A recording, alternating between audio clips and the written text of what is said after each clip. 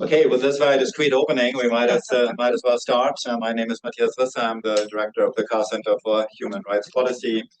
I'm delighted today to be here with Ricardo Hausmann and Freddy Guevara to have a conversation. This is a new series that we're doing this year, Carr in Conversation, about particular issues that arise in the human rights domain. Our conversation this evening is about Venezuela, the very troubling human rights situation in Venezuela. We're not live streaming this, but our general gist at the Carr Center is to share the insights that are being generated here. So if at the end of the session there's no serious objections being raised to putting it out there, we're going to put it on the Carr Center YouTube channel just to share the insights that are coming. So, you know, your voices will be on it, but the camera will be to the front. So let me just say just a few basic things about the situation in Venezuela, and I'm sure you all know those, and many of you will know a lot more about this than I do, and then introduce our two conversationalists this evening. And so the idea would then be I'm going to ask them a few questions, and we have a bit of a conversation here, but then bring you guys in relatively soon to have a shared conversation. So as you all know, there was an election in Venezuela on July 28th, and one thing I actually want to ask about in a little while is also exactly what the mechanisms were, how we came by, how the world came by all these results, so that it could be pretty quickly validated that Edmundo Gonzalez, the opposition candidate, obtained about 2/3 of the vote, and Nicolas Maduro only 1/3 of the vote. But that is where we are with the election. So this seems a pretty brazenly stolen election, even by standards of election theft. A second thing to notice is 1/4 of Venezuelans is not in Venezuela. Some of them are here in this room right now. The majority of those 7 to 8, or not the majority, but the largest share of the 7 to 8 million who are not in Venezuela and Colombia, but then they have also spread across other parts of the Americas. Quite a number of them are here in the United States. So pretty striking that 1/4 of the population, for reasons connected to the human rights situation in the country, can't be there. And the third thing just to mention by way of setting the stage is the human rights situation there for a country with an enormous level of resources, so in a way no reason to be poor. But the human rights situation is pretty dramatic. It's so dramatic that in 2021, Karim Khan, the chief prosecutor of the International Criminal Court, started investigations against the government of Venezuela for crimes against humanity. So basically systematic abuse of power taken out against civilians, members of the opposition party. So that's the starting point for this conversation. We are fortunate enough to have with us two Venezuelans long connected also to politics in Venezuela. Ricardo Hausmann here, my trusted colleague, who has been here roughly as long as I have, so we have been running into each other any number of times and catching up on his German. And 24 years. 24 years, and so his German has been making enormous progress, and my Spanish has been completely solid during that time. So Ricardo, for a long time, was the director of the Center for International Development. Now is still leading the Growth Lab within the Center of International Development, and is a specialist, is a professor of practice of economic development, is a specialist in all things that get economies up and running and keep them going, and has a particular talent for transferring religious vocabulary into the economic domain, like original sin and dark matter and things like that. I actually was sitting in one of his courses like some 15 years ago, and that's when he was developing the original sin idea. So whenever I hear original sin, I do not think of anything Catholic, I think of Ricardo. So I'm going to come back to Ricardo in a second. And Freddy Guevara, whom we all know, is one of the Kennedy School's most prominent student faces. So one walks down a corridor and there's Freddy's friendly face, and brightening up everybody's life just because he is such a positive presence around all of us. Is a Venezuelan politician. So Freddy was elected as deputy to the Venezuelan National Assembly in 2015 and was a member of the Venezuelan National Assembly until he was arrested on December 6, 2021 and charged with crimes against the state. eventually then made his way, was arrested, was under arrest for a while, made his way here. We're going to ask about that in a moment, but maybe starting with Ricardo. Ricardo, you actually were in Venezuelan government about 30 years ago for about a year. Can you tell us a little bit about what was your original connection to the Venezuelan government? What happened in between, and how are you connected these days? So I would say in Venezuela, there's a sentence that we say that is super meaningful to us, that might not be as meaningful to you, but we say that remember when we were happy and didn't know it.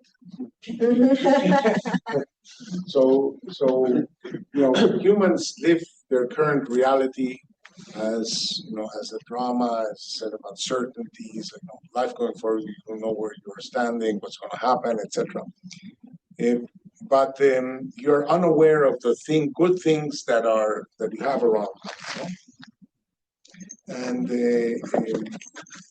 And so 30 years ago, the price of oil was not good, so economic problems were kind of somewhat challenging. The economy was going through some processes, but I never thought about human rights. I never thought about press freedom. Like every Sunday, we would have these huge, thick journals and newspapers. Everybody was writing on them, and so we have fairly competitive television and so radio. So suddenly you had freedom of information, freedom of the press, perception that you're not going to be prosecuted for political reasons, and so on. So there's a lot of things we took for granted. So we took democracy for granted, and so democracy is long gone. But in those days, I was asked to join a government as a minister of planning, and I lasted 18 months, and I didn't last more because there was an impeachment of the president. So that was the end of that government. But it was a period of challenging economically, with a lot of technical prowess in the cabinet. I had been in the government twice, and in say 84, 85, I was in government, and the government was incredibly technocratically inept because the situation was not as dire. But when the situation became more complicated, the government became much more technocratic and more expert. But society was not enamored with austerity, so it was a tough time for me personally. But I learned a ton about both the technical aspects about policy and the political economy of things. So I think it has that experience has stayed with me.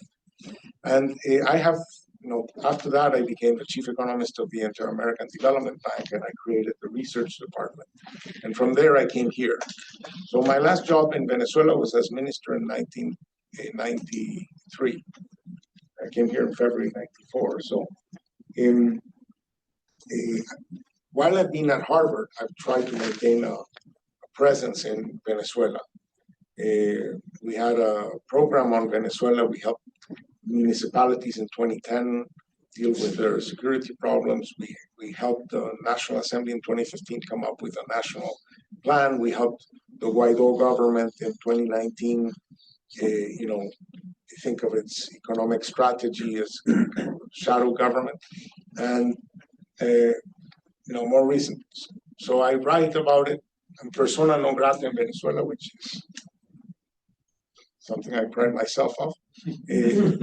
So I've been in the ecosystem of Venezuela policy wonks.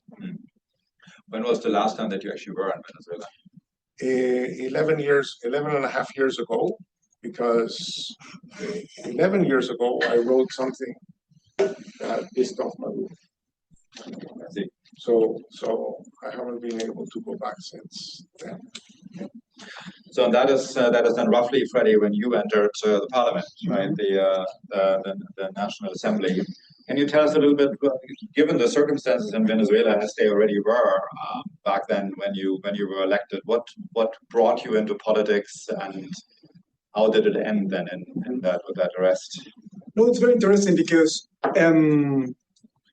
all of this previous Venezuela I wasn't aware of, right? Because I mean, I was born in 1986, and of course, in that moment we had democracy, but I wasn't conscious about it, right? So when Chavez came to power, I had like 12 or 13 years old.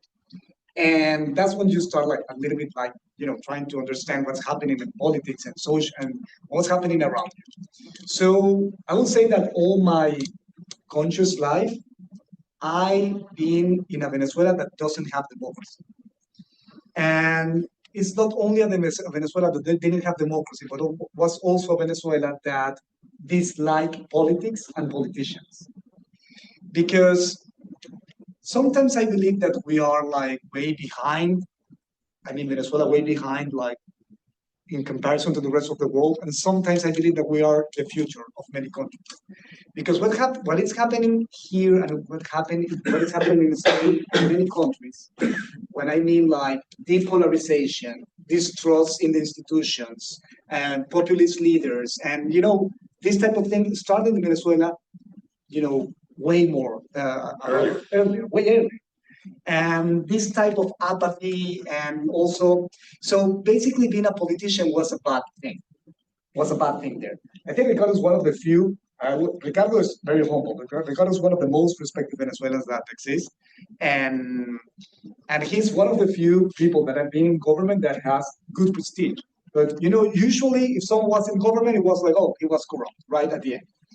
So in that sense, Chavez came to power, and it's important to understand that Chavez, even he was an authoritarian, right? I wouldn't say that he was a dictator, at least at the beginning, because he was elected, and that's the truth. He was elected, and he got the majority of the votes, and he was a free and fair election, right? But as soon as he started his government, he started having this type of policies that created a lot of polarization, and that kind of, in terms of Levitsky, created like this authoritarian, electoral authoritarianism, right? Sort of controlled institutions. And since a very young age, I saw my parents like protesting those things. And I think that even though I didn't knew what democracy was, I felt how like my parents were concerned, and then I started participating in some of the protests, and then I felt the repression on my own skin, right? And I think that changed my perception, and decided to go on that. So I'm not gonna keep on, I'm gonna extend this too much, but basically I was a son of two parents that wanted to fight for democracy. None of them were politicians or anything like that. After that, I got into university and became a student leader because Chavez decided to close the most important private station, and I was the president of the Social Communications Student Committee, right? So it was very related to my career, journalism, kind of like that. It's not only journalism, but involves that. And after that, it was like a chain of events that led me, because I wanted to be a rock musician. I didn't want to be a politician. No, really, no. I wanted to be like Bono, with my music, sing songs, and make messages. But one thing, gives you to another. And then after the student movement, I became a councilman. After a councilman, I became a congressman. After the congressman, I was elected vice president of the Congress. And then Maduro, the heir of Chavez, and that he stole the election. That's a very different thing. He decided to close the parliament, basically. And then I was one of the main figures that took the streets and led the protests. And because of that, they persecuted me. So I lost my freedom for 3 years, many of them in the Chilean embassy in Caracas. And then they gave a pardon, but it was kind of a fake pardon, kind of a trap. And I got out, and then they put me in jail. And then there started some negotiations. My party appointed me as a negotiator, as a tactic to release me out of jail. I got out of jail, the negotiations were in Mexico, and when I was in Mexico, they told me that I wasn't allowed to go back to Venezuela. So that's kind of the story of my story. Maybe one follow-up, since so obviously your time in parliament, those were Maduro years, but your time of coming of age politically in was Chavez. How are they different as leaders in terms of their presence in Venezuelan lives?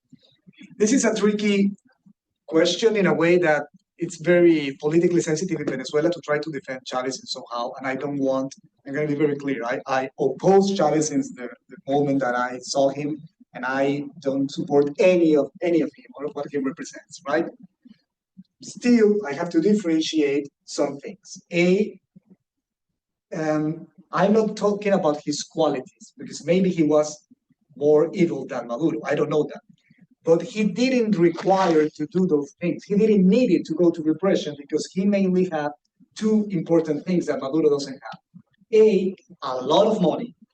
The prices of oil was very high during Chavez time. Very high. That's why he subsidized the Boston energy market. Yeah. It's a kind of political joke at some point. It's crazy. He started subsidizing like people in London. Yeah. One of the mayors of London, he was also subsidizing the gasoline, the fuel in London. So it was like tons of money that Chavez got. And the second thing is that the guy was popular, right? He was a leader. He had connections with the people, and he was a political animal, right? In that sense. So he built all the machinery. I would say that he was the one that made the guillotine, but the one that actually activated the guillotine was Maduro. And he did repression, but very specific and special, let's say like targeted repression. But this kind of massive arrests, massive killings, massive tortures started with Maduro since 2014. Let's go to the election. So one thing that I found pretty stunning is how comprehensive an understanding we have about the level of cheating going on there. So what the press is reporting on this, and this is roughly my level of knowledge, that Maria Corina Machado has a lot to do with it. That somehow she has connections into the election offices, the voting stations. But it's pretty stunning that that there seems to be this very high level of accuracy, confidence in these results. That 2/3 of the votes went for Gonzalez and only 1/3 for Maduro. How did that happen? How did we come to know this? So I guess the Venezuelan electoral system became highly computerized. 20 years ago. Yeah, kind of. 20 years ago. And, this company, Smartmatic, that Trump accused of having stolen the election and so on, and now they're winning $100 million suits against TV stations and stuff. They started in Venezuela, and they created an electronic platform. And the good thing about that electronic platform was that it was both electronic and with a paper trail. And in the Venezuelan democratic tradition, the process of counting the votes is public. In every electoral booth, there are representatives of all the parties. At the end of the process, they count the votes. They create a tally of that table, and every member of the table gets a copy. So every party gets a copy. Now, when they computerized it, the computer counts the votes. The computer prints the tally. They give a copy of the tally to each one of the parties present. They give a copy of the tally to the armed forces, which are the ones that kind of guarantee the security of the election. And they transmit to the central thing. So Maria Corina Machado should have been the candidate, was not allowed to run. She named somebody else, was also not allowed to run. And so the third person on this day, she raised his hand. Nobody knew who he was, not a particularly charismatic or He was a bureaucrat. eloquent person. He's a diplomat. He was even a diplomat under Chavez. But the important thing was that she named him, and everybody said no. She had won a primary election that was organized by civil society. The government was tempted to prohibit them. Then they were tempted to have the electoral council organize them. In the end, it was organized by civil society. We voted here in Boston. My wife was the head of the Boston electoral booth, and so she got 92% of the vote there. That was an amazing thing, an amazing phenomenon. And then she was not allowed to run, but there was like a symbolic candidate, and that candidate got more votes, a larger percentage of the vote than Chavez got in his most successful election. So Chavez once got 62% of the vote. This guy got 67% of the vote everywhere in the country. So All the states. all the states, all the social classes, all genders, whichever way you look at exit polls, the country became unified against Maduro. And so the way we learned, your question was, how did we learn? We learned because they knew that they were going to try to cheat. So they organized in every single electoral booth that they should take a copy of the tally, photocopy it, send it. It has a QR code. You can read the QR code. All the information is in the QR code, etc. So it was organizational middle challenge. From a security-wise, it was a huge challenge because when the votes started to arrive at around 7:30 p.m., the government realized that they were going to lose badly. So they gave the instruction to stop sending the information. And it was sort of like a conspiracy between the people in those booths with the army that did not stop the counting process. And it was, in some sense, a conspiracy of civil society with the army to let them take the tallies. Right? So they got the tallies, and the tallies showed that in spite of massive, ridiculous voter repression, voter suppression. So not only did they take away the right of about 4.5 million Venezuelans abroad, that we were not allowed to vote. Yeah, I wasn't allowed. You needed it. No. And they took away the right of the young because they did not really open the electoral rolls before the election. So all the young people could not register, and all the people who had moved from one place to another could not register. So they think there are like 2 million more votes that people. So the 2/3, 1/3 is just among the people. Just within Venezuela. Wow. Just within Venezuela, and just within those that Were allowed to vote. That were allowed to vote. So had it anyway. So that's how we know. Can I add two things?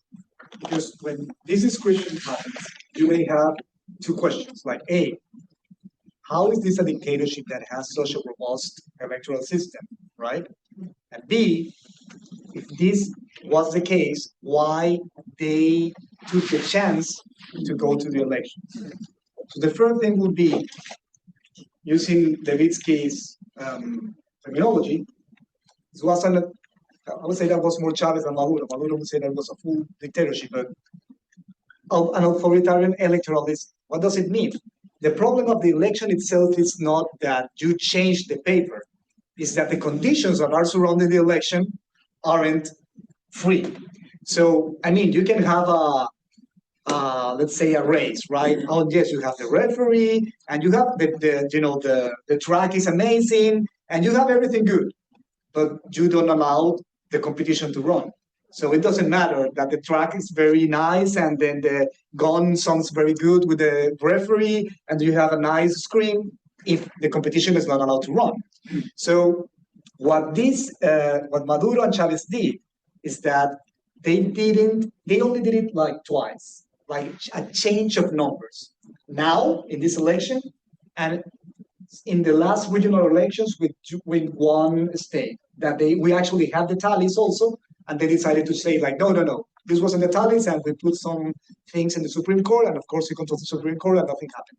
But the thing is that they were so sure that by social, social pressure, like controlling the subsidies and the bags of food, by disqualifying candidates, by controlling the media, by repressing people. For example, in some areas which are controlled by the guerrillas or by paramilitary groups, or witnesses cannot stay until the end of the process, and they are kicked out or literally shot. So then at the end, the ones that stay in the booth are just the people from the regime, and they sign for everyone who didn't vote, and they vote for them, right? So the election itself, the system, it's a bulletproof system. But what happens around it, it's what makes it very hard. It's what make it unfair.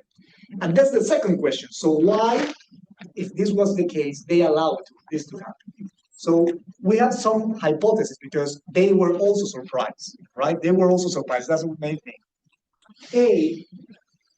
They thought at the beginning that this third candidate wasn't going to be able to gather all the support.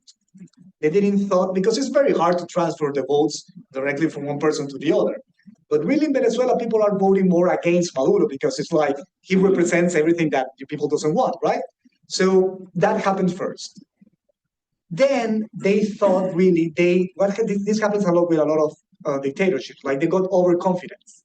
And they thought that the machinery, the control that they had in the state over the people, for example, they moved a lot of booths to what they call socialist centers, or social service housing, how do you call it? Like housing that they control, right? And they put the people to vote there, and with people from the party. So everyone knew that it was very clear that everyone that voted there was going to be, perceived. So they believe that all of those tactics, and the most important part is that some days before the election, we got information that they were trying to block for us to have the 30% of the tallies. So basically what they don't do like a straightforward fraud. What they do is like a salami, right? They take some millions here because they don't let people like Ricardo Hausmann. They take some millions here because they don't allow young people to register. They take some others here because they make people to vote twice. And they do those things. And then at the end, they try to secure that with 30% of the tallies, they could change whatever difference they have. But what happened was two things that they didn't expect. A, the difference was so big, more than the one that the polls predicted, that even if they got all the other tallies that we don't have, I'm not talking about statistics, I'm talking about mathematics. Mathematically, it would be impossible for them to win. But that only happened because it was like 70-30. The difference was very big and they didn't expect that. And the second thing is that actually, that's what Ricardo was saying, that's the kind of conspiracy that would say half of the militaries that were part of that 30% of the area that got the 30% of the tallies decided to allow us to take the tallies. So that's why they didn't expect this to happen. They had a plan to take this out, and now they are like entrapped. And that's the big problem that they have. Let me ask you one more question and then start bringing in questions from the audience. What is holding this regime together at this stage, except access to possibilities for theft and exploitation? Is there anything larger that holds the Maduro group together? And what are the prospects for change? What does it look like for change? Actually, I would say one thing. A, this is not just a Venezuelan problem. What I'm doing now, my work, now here I'm working with Erika Chenoweth. We're trying to understand it's what's happening globally with this, because the success rate of transitions have declined in the last several years. So it's not only Venezuela, it's Hong Kong, it's Myanmar, it's Belarus, it's Nicaragua, it's Bolivia, it's Cuba, it's South Sudan, it's Libya, it's, I can name tons of countries that try to make a regime from an authoritarian regime to a democratic regime that weren't successful. So we are in a global context in which now dictatorships are stronger than democracies. That's one thing. In the particular case of Venezuela, I will say that fear is one of the things that makes them stay in power. And it's a double side or a two-side coin of fear. Fear because they repress people, they kill people, they torture people, right? So if you are from the opposition, you might get killed. If you are from the military, and you betray the regime, how to say they betray, if militaries try to move away from them, they treat them way worse than they do to us. The conditions that I was in prison are not comparable to what they do to militaries. What they do to militaries is horrible, really horrible. Most of the cases, they have done very bad things also to friends of ours that have been killed and tortured. But what they do to military people are worst, right? So they sustain in the use of force, and they know that the ones that could take them away from power are the militaries, right? So they put extra pressure on them, and they use, for example, Cuban intelligence, the Wagner group from Russia, right? They are there, and actually Zelensky denounced that some months ago, the presence of Wagner group. So they use a lot of tactics to keep the armed force and the population with fear. But at the same time, they have fear of losing power because they know what will happen to them. Because, they've been accused now of crimes against humanity. And that's a very different level, right?